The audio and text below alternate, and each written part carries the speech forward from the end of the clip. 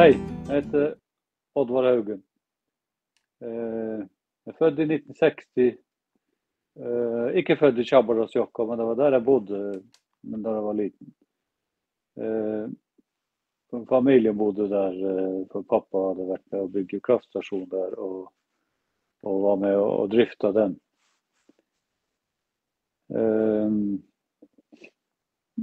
Akkurat når vet ikke jeg helt klart, men det var nok mer sånn rundt 62 eller der omkring, at den flyttet opp til bygda, Kautokeino, og bodde der i en liten sånn, jeg kalte det bare for kåken.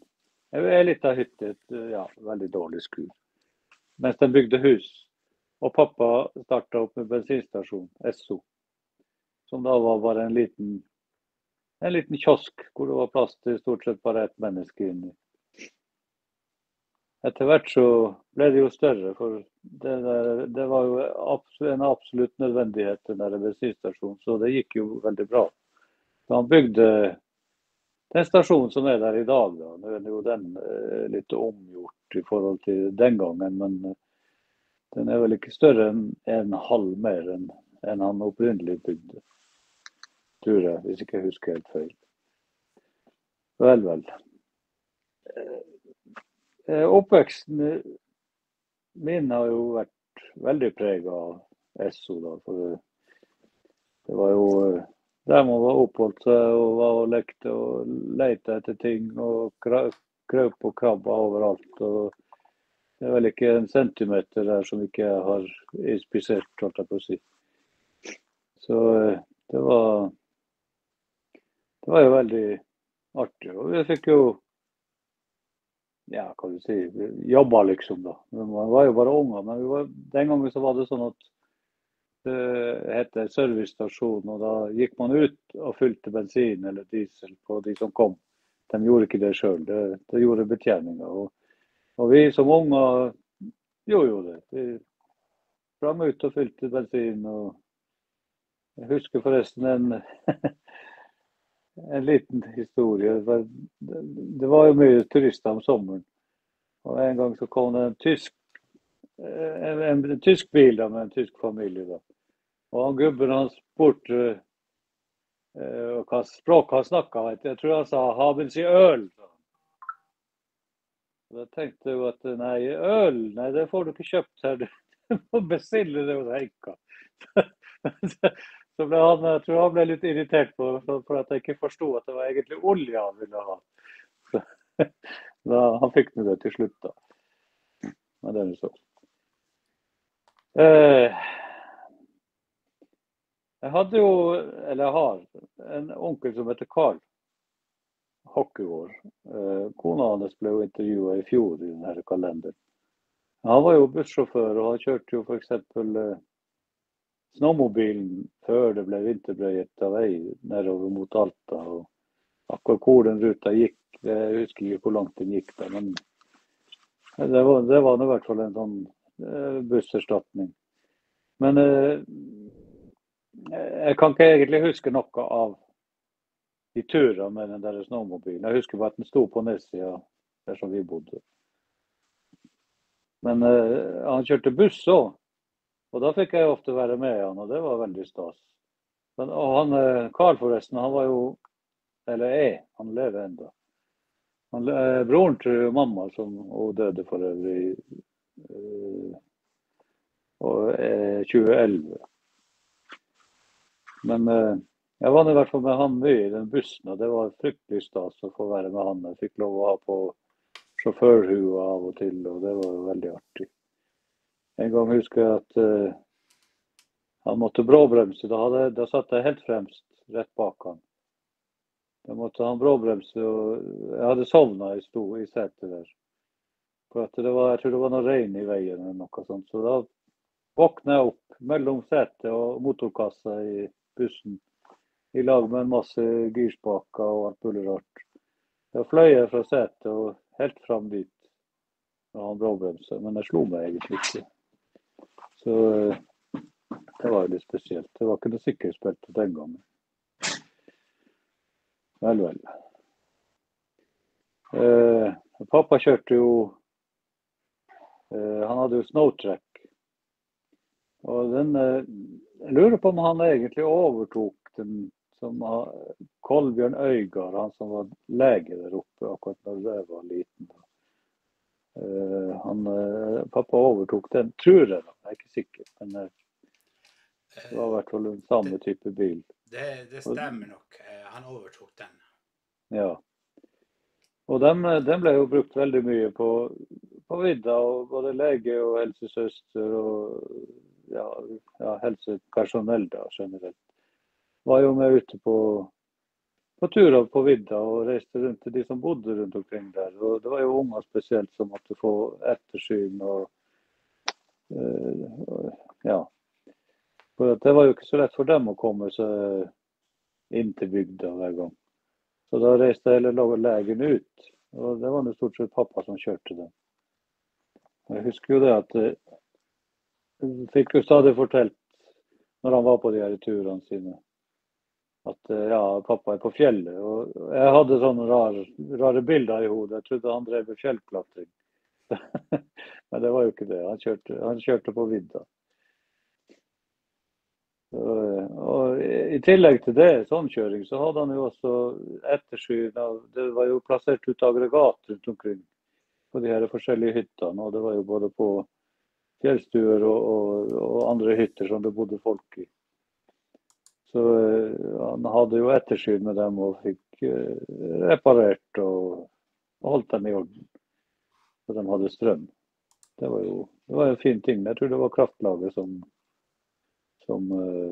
hadde plassert ut i der aggregatet.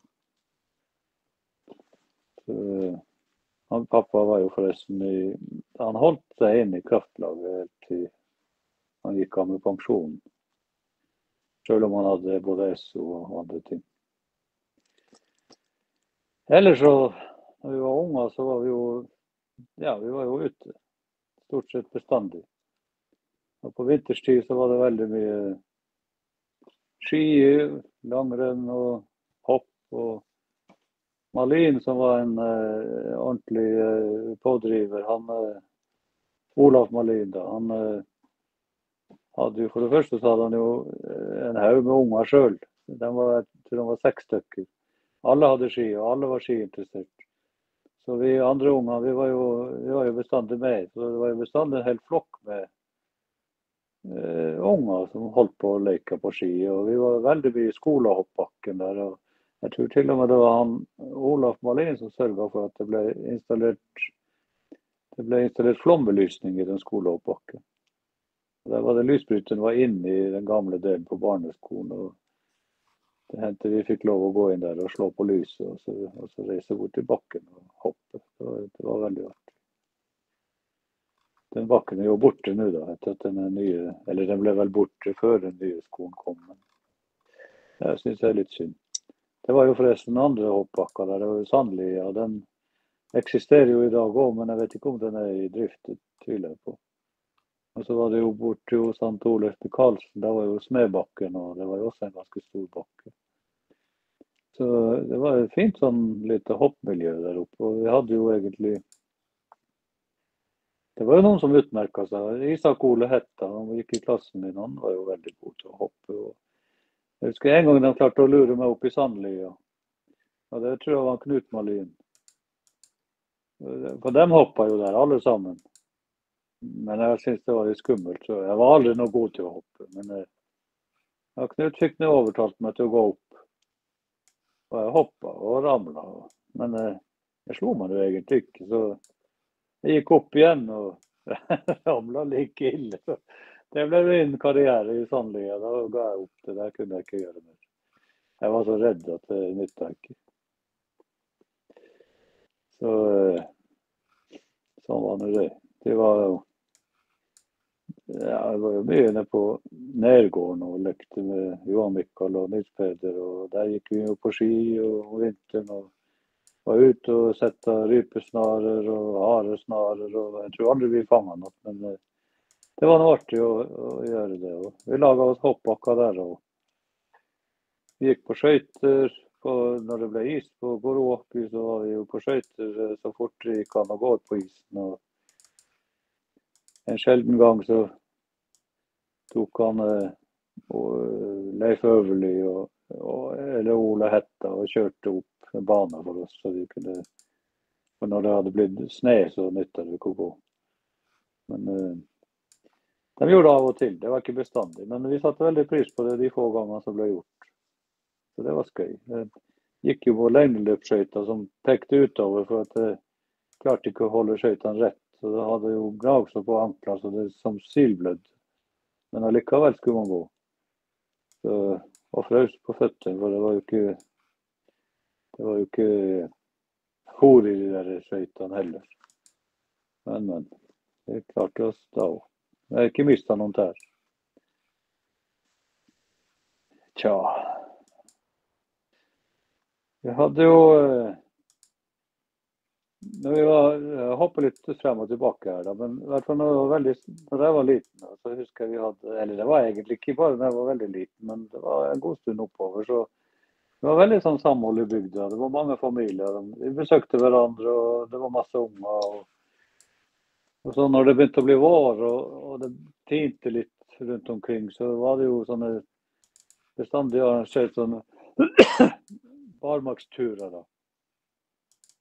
Jeg husker ikke hva de kalte det for, men det var at det hadde tint litt på noen små topper og rabber. Så satt vi der og hadde bål og stekte tørka kjøtt og pølser og drakk melk ut av gamle spritflasker. Og det var veldig skøy. Og vi var jo en haug med unger, og det var også ganske mange voksne. De hadde det trivelig dem også. Det var veldig fint minne.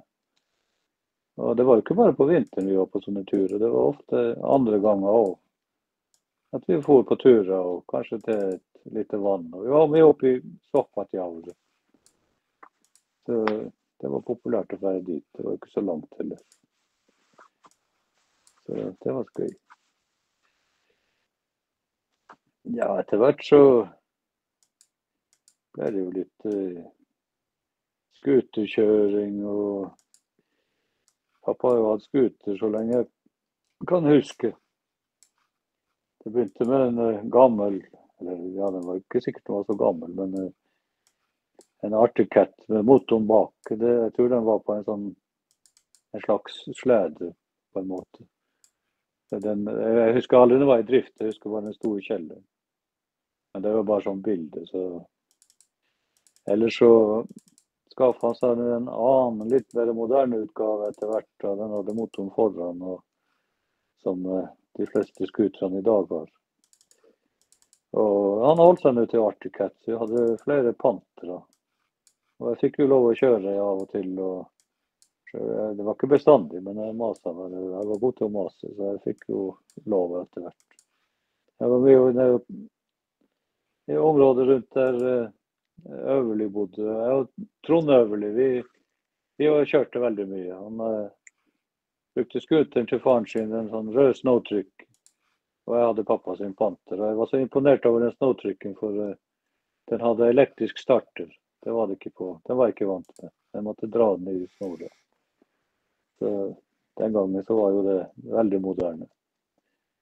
Så der hadde vi mye artig, og kjørte. Vi var jo ikke gamle karer, men det var ikke noen som brydde seg om det den gangen. Ikke hverken fra myndigheter eller andre. Så vi gjorde jo ikke noe galt. Tvert imot. Det var vel en fin terapi for oss.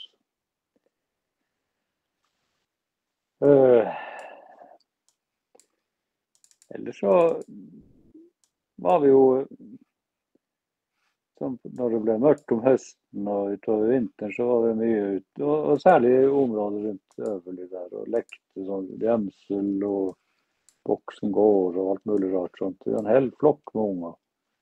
Det var veldig skøy. Det var gode minner.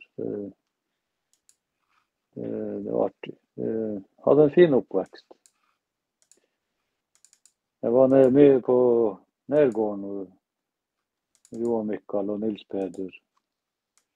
Og der gjorde vi jo mye batteri og lekte og smugrøkte litt. Og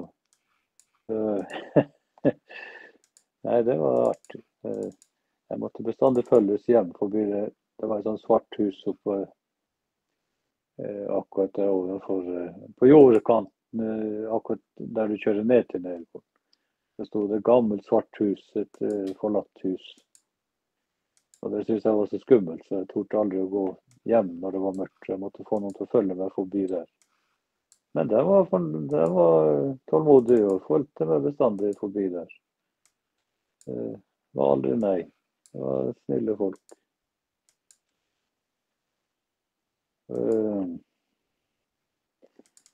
Ja, hva skal jeg si? Det var jo litt etter hvert som man ble eldre, så eller det vil si, jeg kan ta litt det der med militær. Vi var jo veldig mye oppe på kantina på militæret. For det første så var det jo kantine der, og det var jo kiosk, og der kjøpte vi slikkeri og forskjellig sånt. Og så var det kino der ofte. Så den var veldig romslig med oss som bodde i bygda. Alle fikk komme. Det var ikke noe strengt regime, at det liksom militært da. Så der har jeg vært på mange filmer. Det var jo bygdekino også. En gul folkevognbuss som kom kjørende. Og det rigget til i gymnastikksalen, den gamle barneskolen. Og der husker jeg det var bestandig kø utenfor døra når du skulle vise film. Og bestandig, jeg husker det var sånn jækla press. Så det var ikke enkelt å stå foran der, for at du ble nesten klemt helt flat. For det var bestandig noen som presset bak. Og så mye folk, så ble det ganske hardt. Men det gikk det også. Det var jo litt skøy, egentlig.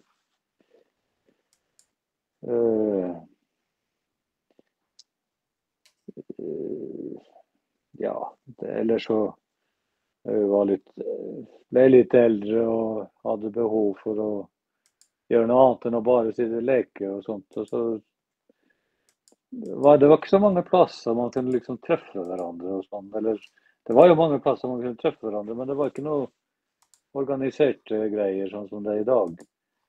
Så det ble til at vi traff hverandre på Fjellstø, og så satt vi i gangen der, ofte og i timesvis, og vasa og prata, og så satt vi nede på kommunehuset, og satt oppe i trappa der, og ventet på posten, og ja, det var forskjellige ting. Vi var jo nede på kiosken mye, men når det var mindre da, før man liksom begynte å skal sitte ute, og det heter i dag, så heter det å henge ute. Men når du bare skulle på kiosken for å kjøpe noe, så var det jo han Ingvald Mortensen som hadde en bitte liten rød kiosk, og jeg mener å huske at den var laget sånn at du kom ikke inn der. Du bare sto på utsida og handlet gjennom en luke. Men etter hvert så han drev jo for øvrig fiskehandel også borti det som etter hvert ble Sida når jeg var ungdom. Jeg vet ikke hva det heter der nå. Men der hadde jeg tror han hadde fiskehandel i kjelleren der, hvis ikke jeg husker feil. Jeg var med mamma der av og til og kjøpte fisk, eller det var jo hun som kjøpte fisk, så klart. Men uansett, han ga seg med den kiosken, men sønnen hans, Inge, han bygde en ny kiosk. Og der var vi jo ofte, og satt jo der i timesvis, og han må jo ha vært utrolig tålmodig ved å ha oss der nede. Det var ikke bestandig vi kjøpte så mye da, men det var noe litt. Av og til vi kjøpte pølser og litt sånt. Så det var ikke så mange plasser, det var ikke så mye å finne på egentlig, men vi hadde det fint for det, for vi traff hverandre og pratet og surret på. Så det var skøy. Jeg hadde jo fritidsklubben også, i kjelleren i kommunehuset, der jeg husker ikke helt hva han het, han som startet det, men han var ikke opprinnelig fra Kautokeino, men uansett, han laget fritidsklubb, Norra Gaudash. Jeg tror det var 13-årsgrense der. Og der spilte vi høy musikk, og ja, det var ikke så mye annet å finne på der. Det var det var noe spill og kortspill og litt sånne ting da, men det var noe fint for det, for vi møtte jo masse folk og hadde musikk og danset litt, og etter hvert så jeg begynte å spille korps, trommer i korpset. Og vi var jo på turer og sånt, det var jo på sånn korpsstevner i blant annet Älvsbyn i Sverige. Vi var på flere, og blant annet i Alta, og der husker jeg vi var på et sånn, det var en egen liten gruppe i et av de korpsene i Alta som hadde en opptreden. Og der hadde de blant annet et slagverk. Det var en som spilte trommer der, altså ordentlig slagverk. Og jeg husker han Astrup som var dirigent. Han var så imponert over det der. Altså, han begynte å fantasere om at det skulle vi prøvd å få til i Kautokeino. Og jeg hadde også veldig lyst på trommer. Så det ble til at jeg bytta i stereoanlegget og kjøpte slagverk. Men det ble aldri det store suksesset. Det kokte bort hele greia. Men uansett så det var jo noen som spilte litt gitar da, en som heter Jon Andersen. Jon Arild Andersen, han var fra Nordreisa. Han gikk på yrkesskolen der. Han spilte litt gitar, og Knut Ludvigsen, som dessverre borte nå, broren til Roger, han spilte jo bass, og broren din, Anders, var jo der og spilte, så vi spilte litt sammen og øvde litt mer i det fritidsklubb-lokalet i kommunehuset. Det ble aldri noe store greier da, men vi hadde det noe artig i hvert fall. Det var en fin tid. Ellers så var man jo ute mye i skog og mark, og jeg husker jeg var med han jeg var mye med Roar Bøckmann når jeg ble litt større. Han er forresten også borte, dessverre. Og vi var ute på toppturer, og det var kanskje litt sånn risikosport der, for vi plukket sopp som bare det, og for hjem og tilberedte det og spiste det. Men han Roar var flink. Han hadde bøker, og så vi overlevde det også. Så det var ikke noe, vi gjorde ikke noe feil. Per Harebakken, han hadde jo fått jeg tror det var i oppdrag av kommunen, jeg er ikke helt sikker, men han hadde i hvert fall fått i oppdrag av noen å sette i gang med gitarkurs. Jeg hadde ikke gitar selv da, men pappa hadde en Höfner-gitar med mikrofon, og egentlig en fin gitar da. Så jeg lånte jo den og begynte på det gitarkurs, og vi var jo flere der. Knut var der blant annet, og Per selvfølgelig, og ja, jeg husker ikke alle, men og det var borte på den der samme plassen som hette Sida da når vi var ungdommer, men hva det heter der nå, det er jeg ikke sikker på. Så det spilte vi en god del, og etter hvert så fikk jeg meg jo en egen gitar. Jeg fikk gitar i konfirmasjonsgave. Og det var en flott gitar, en 12-strengs Ibanez. Jeg var kul som bare det av den, og jeg spilte jevnt og trutt og øvde veldig mye da, helt til jeg mistet den. Og vi var på ferietur, jeg og Bernt Morten Bongo, og Ole Mattis Hetta var med han da, men han hoppet av i Oslo og reiste hjem igjen. Men Bernt Morten og jeg, vi for videre til Danmark, så traff vi på et par stykker fra Alta der, og så var vi på kino. Jeg husker enda at det var på Saturday Night Fever i København. Og hadde parkert bilen utenfor på en parkeringsplass der. Og når vi kom tilbake, så hadde det vært innbrudd i bilen, og gitaren var borte, og ryggsekken til hun ene som var med da, var borte. Det var hun og kjæresten, den var på Interrail, og hun mistet alt hun hadde. Så det var jo veldig trasig. Så sånn var det. Etter det så har jeg ikke spilt gitar. Ikke for jeg skaffet meg gitar nå på litt eldre dager, men det blir liksom litt så som så med den øvingen.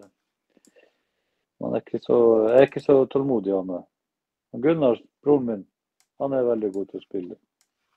Jeg får skryte litt av det da, at han sier til meg at det var du som lærte meg å spille de første grepene, sa han. Så jeg har litt av æren for det, det må jeg jo ta på meg.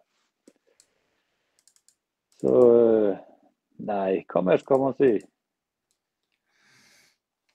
Vi var mye oppe i Årdalsjavret etter hvert, så vi fikk jo hytte oppi der etter hvert, og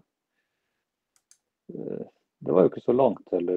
Det var ikke lenger at man gikk på ski hvis det var det om å gjøre, eller så brukte man jo skuter vanligvis på vinteren, eller så kjørte vi jo ganske nært, og på sommerstid så var det jo en vei som gikk ikke helt opp til vannet, men ikke så langt ifra, så det var ikke langt å gå. Så der var vi veldig mye. Og fiska, og det var fin fisk der. Det er også et vann som var litt sørafor der, hva det heter igjen? Namajavre var det kanskje. Der var det fin fisk, større fisk faktisk. Så, nei, alt i alt, det var veldig, veldig fin oppvekst, det må jeg bare si. Jeg dro jo litt tidlig derifra. Jeg begynte jo på yrkesskolen som 16-åring i Alta, og det var ikke noe suksess. Jeg reiste litt på hybel, og jeg var nok ikke moden nok til å bo for meg selv på hybel, for det ble mye festing og skofting av skolen. Så det året der, det var egentlig bare bortkastet, synes jeg da. Men etter det så jobbet jeg litt hos han pappa, både på SO og på det som er Circle K nå. Så han og broren hans, de startet opp karosseriverksted og vanlig bilverksted og bensinstasjon i den bygningen da, som er Circle K nå. Så der jobbet jeg litt i gang. Og så etter hvert så havnet jeg på Folkehøgskolen i Telemark, i Seljord i Telemark. Og der traff jeg kona mi. Og så ble jeg her. Og vi er nå enda her, begge to. Så nå har vi 2 voksne unger og et barnebarn på 13 og blir 14 i mai. Så sånn er det.